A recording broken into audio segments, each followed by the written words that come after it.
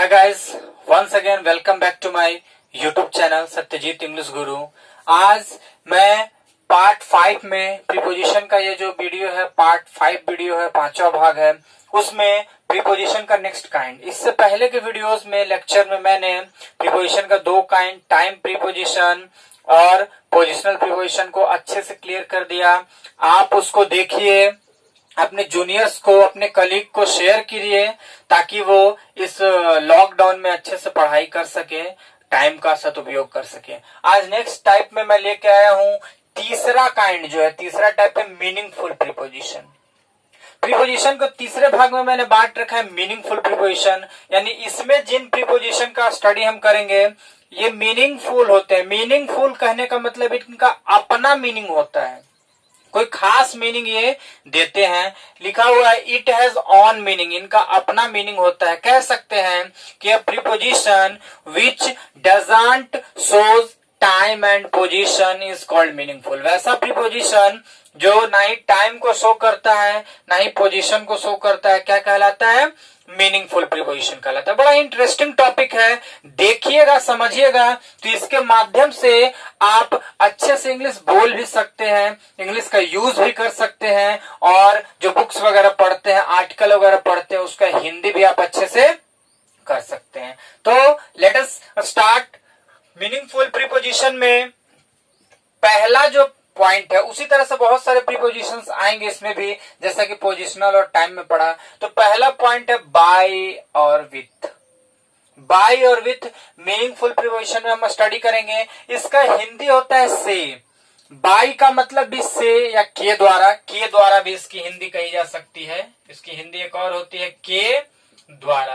Bye का मतलब भी होता है और विथ का भी मतलब होता है, लेकिन एक क्राइटेरिया होता है कि दोनों का मीनिंग सेम है, लेकिन बाय का यूज कहां करते हैं और विथ का यूज कहां करते हैं। तो देखिए, by is used for agent. Agent यानी कोई व्यक्ति, पर्सन मैंने लिख रखा है कि बाय का प्रयोग जब किसी काम को करेंगे से या के द्वारा के सेंस में, और कोई व्यक्ति के द्वारा वो काम हो रहा हो, तो वहां पे हम बाय का यूज करते हैं। वहीं पे विद का यूज कहां करेंगे? तो with is used for tools.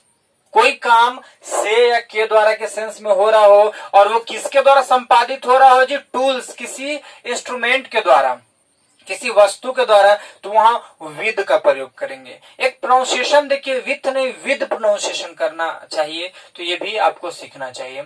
आइए एग्जांपल से क्लियर करता हूं। ए snake was killed bye a with Mohan. तो आप सेम बस कॉन्सेप्ट बैठाइए कि प्रीपोजिशन के बाद आने वाले नाउन या प्रोनाउन क्लियर करते हैं कि कौन सा प्रीपोजिशन यूज होगा। तो मोहन क्या है यहाँ जी? एजेंट है कि टूल्स है? तो हम पाते हैं कि मोहन एजेंट है, पर्सन है। और पर्सन के लिए मैंने क्या बता रखा है, किसका यूज करेंगे? तो बाई का। ए snake was killed bye Mohan. Mohan के द्वारा एक सांप को क्या किया गया जी? मारा गया। तो यहाँ पे बाई का यूज करेक्ट होगा। आप भी जब यूज करिएगा तो बाई का यूज करिएगा। Second example, a snake was killed by with spear. Spear का मतलब होता है कोई नुकीला हथियार, भाला जिसको बोल सकते, जिससे सांप को मारा जाता है। तो यहाँ पे देखिए कि a snake was killed by with spear, के स्पीयर के द्वारा सांप को मारा गया जी, मारा गया था। तो स्पीयर क्या है जी? टूल्स है, टूल्स के क्राइटेरिया में आ रहा है। और मैंने बताया है कि टूल्स के लिए विद का प्रयोग करते हैं। तो यहाँ पे बाय नहीं, किसका प्रयोग होगा? विद का प्रयोग होगा। क्लियर है? नेक्स्ट एग्जांपल देखिए, this work is done by या विथ राम। यह वर्क किसके द्वारा किया गया है जी? राम के द्वारा। तो राम जो है एजेंट का क्राइटेरिया फुलफिल करता है, इसीलिए यहाँ पे एजेंट के लिए हम बाय का यूज करते हैं, विथ का यूज नहीं करते हैं। एक बार दो बार अच्छे से वीडियो को देखिए और मेरी बातों को ध्यान से सुनिए, तो कुछ नहीं, कंसेप्ट एकदम क्लियर हो जाएगा, प्रीपोजिशन आसान लगेगा। इसके बाद सारा एक्सरसाइज, सारा वर्कआउट आपसे बनेगा। सेकेंड टॉपिक जो है, इसी में मीनिंगफुल प्रीपोजिशन में जो नेक्स्ट रूल है वो है ऑफ एंड ऑफ। देखिए, ऑफ इंग्लिश में दो तरह से होते हैं, एक सिंगल एफ, एक डबल एफ, दोनों को पढ़ते हैं ऑफ। और इनकी हिंदी होती है का या से, इनकी हिंदी होती है का या से। लेकिन ये ऑफ का प्रयोग हम कहां करते हैं और इस ऑफ का प्रयोग कहां करते हैं, यूज तो जानना चाहिए। तो देखिए, बड़ा ही इंटरेस्टिंग टॉपिक है, सीखिए अच्छे से। सिंगल एफ वाला जो ऑफ है, O of, of is used for belonging to somebody या समथिंग। किसी भी चीज से जुड़ने के सेंस में, बिलोंग करने के सेंस में इस ऑफ का यूज हम करते हैं। वहीं पे double F O F F off is used for separating to somebody या समथिंग, किसी भी व्यक्ति या वस्तु से सेपरेट यानी अलग होना, बिलोंग यानी कि जुड़ना, और सेपरेट का मतलब अलग होना। ठीक है, थोड़ा सा हिंदी से इसको सिमिलर करके पढ़िएगा तो सब समझ में आ जाएगा। वही सेंस यहाँ पे देता है।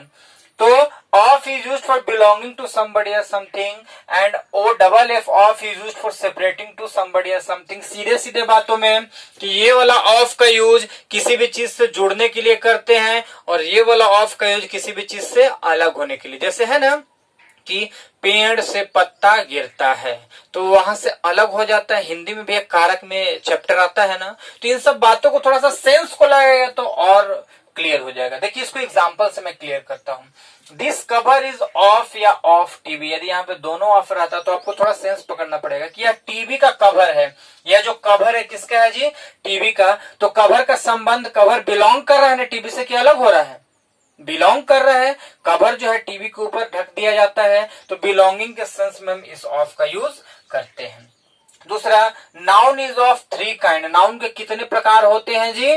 नाउन के 3 काइंड होते हैं, 3 प्रकार होते हैं। तो वो उससे बिलोंग करता है तभी ना काइंड बनता है। तो यहाँ बिलोंग करने के सेंस में सिंगल वाले ऑफ का हम यूज करते हैं। The plane is take off the runway. Plane जो है, हवाई जहाज जो है रनवे को छोड़ चुका है, टेक ऑफ कर चुका है, मतलब कि वहां से सेपरेट हो गया, अलग हो गया। और ऐसा शब्द फ्रेज वगैरह में आप देखते भी हैं। तो अलग होने के सेंस में ये डबल एफ वाला ऑफ का हम यूज करते हैं। The cow is of the heard. Heard का मतलब होता है झुंड। गाय जो है वह झुंड से अलग हो गई। गाय जो है वह झुंड से क्या हो गई जी? अलग हो गई। तो वहां पे इस ऑफ का हम यूज करेंगे। इस तरह से बिलोंगिंग के सेंस में सिंगल यानी ये जो ऑफ है उसका, और सेपरेटिंग के सेंस में ये ऑफ। क्लियर है? और मीनिंगफुल प्रिपोजिशन में बहुत सारे यूजेस हम देखेंगे और बड़ा ही इंटरेस्टिंग टॉपिक है। मीनिंगफुल प्रिपोजिशन में अगला टॉपिक है, देखिए अबाउट। अबाउट का अपना खास मीनिंग होता है। अबाउट का यूज हम प्रिपोजिशन के सेंस में के बारे में या लगभग के सेंस में करते हैं। के बारे में या लगभग के सेंस में करते हैं, लेकिन अलग अलग वेरियस यूजेज होता है। इसलिए मैंने देखिए first use, second use, third use में आपको बता रखा है कैसे यूज होता है। सो देखिए फर्स्ट यूज में दिया है अबाउट के लिए, इट इंडिकेट्स कंसर्निंग या रीडिंग, के संबंध में, है ना।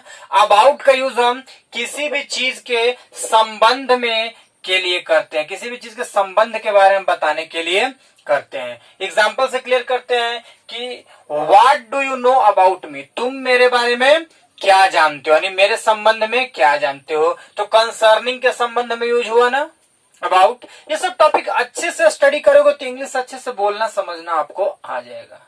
Second example, I know a little bit about the Taj Mahal, मैं ताजमहल के बारे में थोड़ा बहुत जानता हूं, ताजमहल के संबंध में थोड़ा बहुत जानता हूं।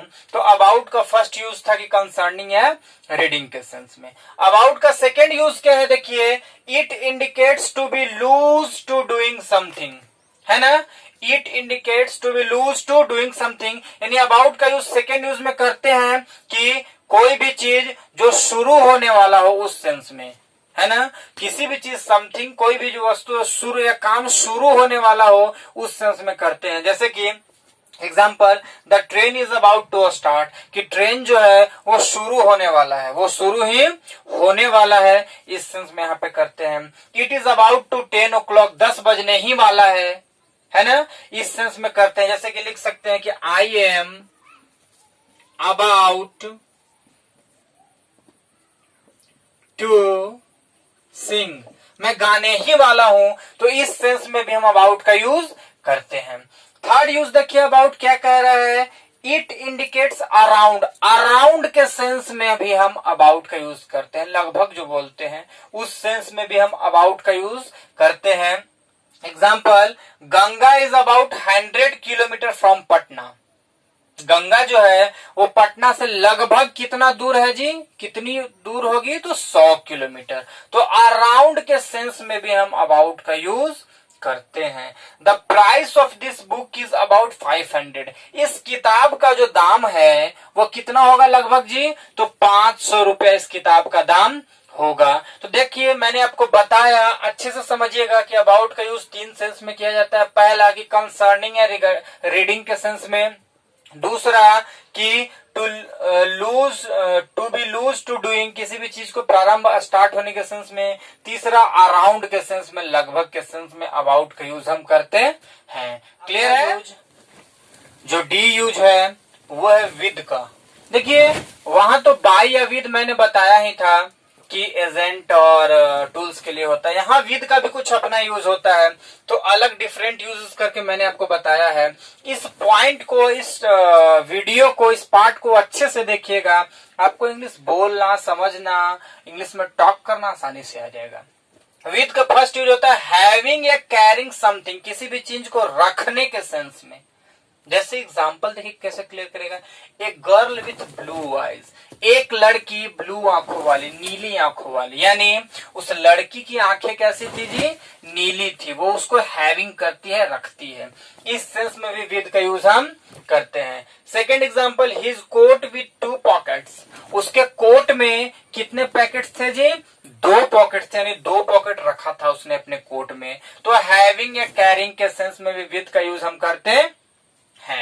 सेकेंड यूज विद का इंडिकेटिंग रिलेशनशिप या अग्रीमेंट, रिलेशनशिप या अग्रीमेंट को इंडिकेट करने के लिए भी हम प्रीपोजिशन में विद का यूज करते हैं। देखिए एग्जांपल से कैसे क्लियर होगा।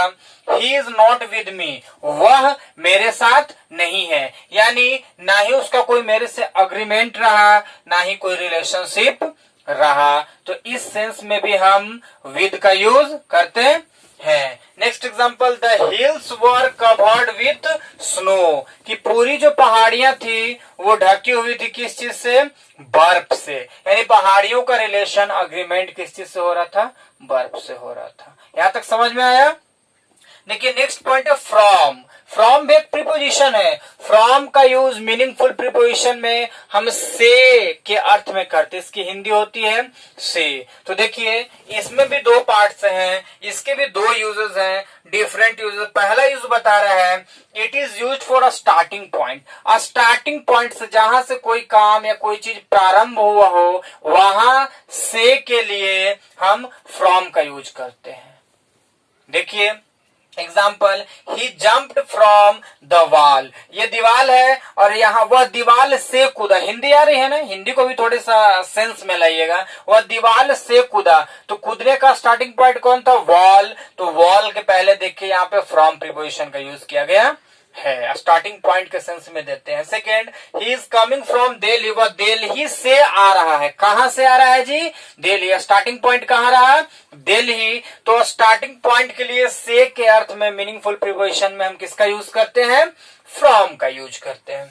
इसका सेकेंड यूज देखिए, somebody या समथिंग इज ओरिजिनेटेड या रिप्रेजेंटिंग। आप किसी व्यक्ति या वस्तु को ओरिजिनेट करते हैं या रिप्रेजेंट करते हैं, प्रस्तुत करते हैं, सूचित करते हैं, तो वहां भी हम फ्रॉम का यूज करते हैं। जैसे example, we are from India, हम सब कहां से हैं जी? इंडिया से। बड़ा ही प्राउड फील होता है, गर्व आता है ना। हम कहते हैं कि जब हम सब कहां से हैं, तो इंडिया से हैं। तो रिप्रेजेंट करने के लिए, ऑरिजिनेट करने के लिए भी फ्रॉम का यूज मीनिंगफुल प्रीपोजिशन में हम करते हैं। We are from India. Second, a famous question from Shakespeare. देखिए एक प्रसिद्ध क्वेश्चन कहां से आया जी?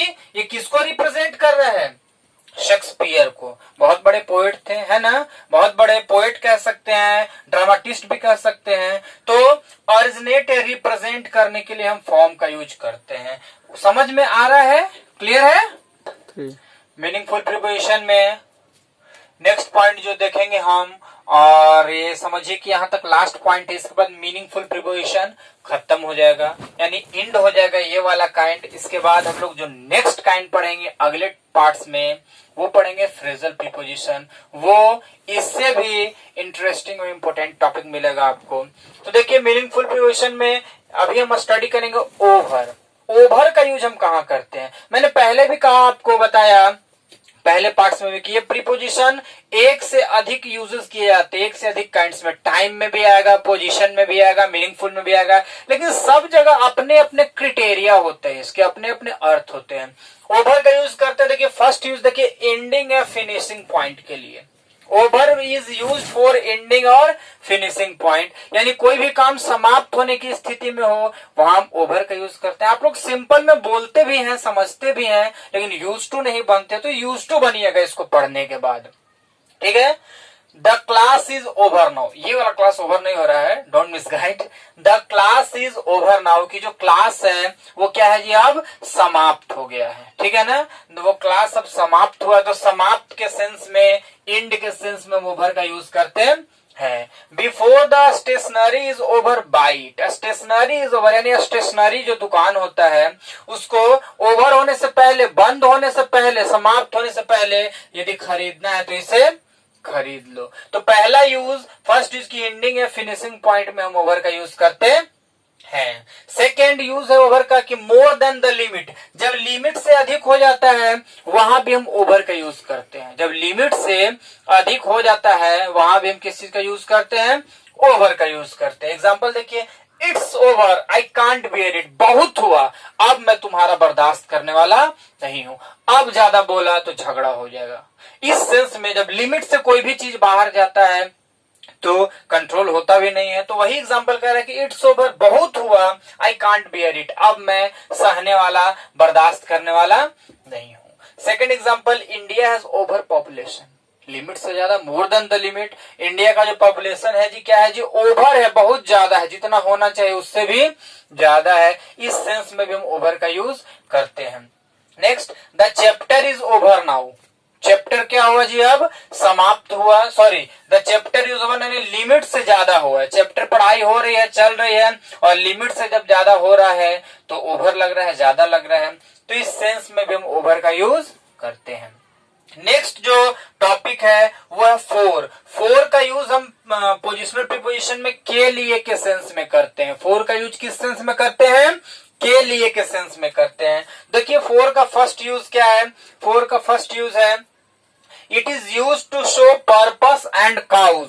फोर का प्रयोग पर्पस और काउज को बताने के लिए, है ना, यानी रीजन को बताने के लिए, कारण को बताने के लिए किया जाता है, या उद्देश्य। पर्पस का मतलब क्या होता है, उद्देश्य। तो उद्देश्य को बताने के लिए, कारण को बताने के लिए हम फोर का यूज करते हैं। जैसा कि एग्जांपल है, I have bought this pen for Mohan, मैंने यह कलम खरीदा है किसके लिए जी, मोहन के लिए। तो इसका उद्देश्य है, पर्पस है। इस पेन को खरीदने का क्या पर्पस था कि ये किसके लिए खरीदा गया है, मोहन के लिए। तो फोर का यूज पर्पस के लिए भी हम करते हैं। Next, this train is for Mumbai, ये ट्रेन कहाँ के लिए है जी, मुंबई के लिए है। तो एक काउज है, कारण है, पर्पस है कि ट्रेन कहाँ जाएगी, मुंबई जाएगी। तो पर्पस या काउज के सेंस में फोर का यूज हम करते हैं। Second use, in spite of. In spite of का हिंदी यदि देखा जाए तो होता है के बावजूद। के बावजूद एक फ्रेज है जी, लेकिन इन स्पाइट ऑफ के बदले हम फोर का भी यूज करते हैं। इन स्पाइट ऑफ के जगह, इन स्पाइट ऑफ के बदले भी हम किसका यूज करते हैं, फोर का यूज करते हैं। एग्जाम्पल देखिए, for all his wealth he is unhappy, है ना। फॉर ऑल हिज वेल्थ, उसकी सारी संपत्ति होने के बावजूद भी वह क्या है जी, नाखुश है। उसकी सारी संपत्ति होने के बावजूद भी वह अनहैप्पी है, उदास है, नाखुश है। तो इन स्पाइट ऑफ के सेंस में भी हम फोर का यूज करते हैं। Second, for all the help he is unsuccessful. For all the help, सारा मदद करने के बावजूद भी वह क्या रहा जी, अनसक्सेसफुल रहा। वह सारा मदद करने के बावजूद भी असफल रहा, बहुत सारा मदद किया गया फिर भी अनसक्सेसफुल रहा। तो ये मीनिंगफुल प्रीपोजिशन था। इसमें एक दो और आपको छोटा मोटा टाइप्स मिला, जैसे कि विदाउट। विदाउट आप भी पढ़े हैं। विदाउट का हम यूज करते हैं, it is used in the sense of separation for personally, है ना। इनका यूज किसी भी चीज के अलगाव के लिए करते हैं। विदाउट का हिंदी होता है के बिना। छोटी मोटी चीज है तो मैं ऐसे ही बताऊंगा, आपका रिवीजन हो जाएगा। जैसे I can't live without water, हम लोग पानी के बिना नहीं जी सकते हैं। क्या हम लोग पानी के बिना जी सकते हैं, तो हम लोग पानी के बिना नहीं जी सकते हैं। तो के बिना के सेंस में अलग, सेपरेशन के सेंस में विदाउट के यूज करते हैं। We can not play without Mohan, हम लोग मोहन के बिना, मोहन के बगैर नहीं खेल सकते हैं, है ना। तो ये विदाउट का भी यूज मीनिंगफुल प्रीपोजिशन में आता है। तो इस तरह से मीनिंगफुल प्रीपोजिशन में टॉपिक क्या हुआ, एंड हुआ। तो 1 से 2 बार 3 बार आप इस वीडियो को रिव्यू करिए, अच्छे से देखिए और चैप्टर को क्लियर करिए, और चैनल को लाइक करें, सब्सक्राइब करें और अपने कलीग के पास शेयर भी करें, ठीक है।